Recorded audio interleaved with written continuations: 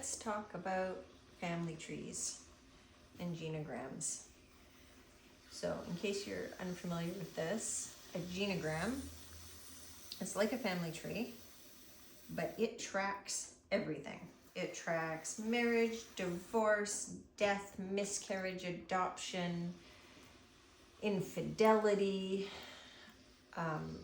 It tracks addiction, conflict, assault. Like, it tracks all kinds of stuff, and it makes it visual so that the person looking at it or making it has a visual representation of multiple generations of what the family dynamics looked like. This can be really helpful because you can see patterns. It kind of helps a person to zoom out and go, okay, wow, okay, so here's what was happening.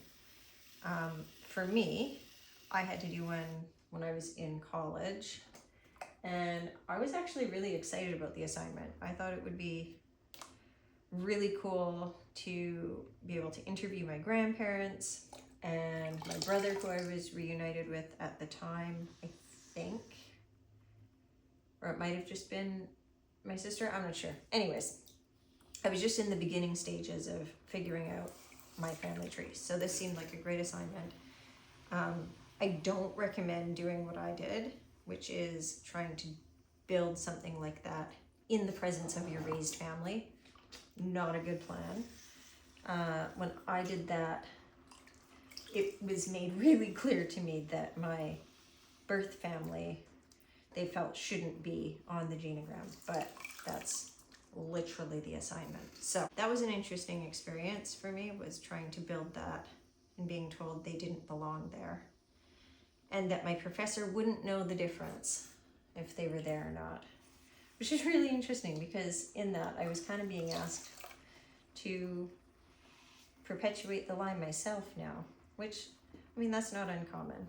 I come across that a lot in people that I talk with, where there's situations where they're feeling expected to, or like it's the best plan to keep the secret or perpetuate the lie. And I mean, who am I to say? Maybe that actually is true for some people in some situations. I don't know. For me though, I really needed to not. I needed to be authentic in the world. I needed to stop being invisible and small.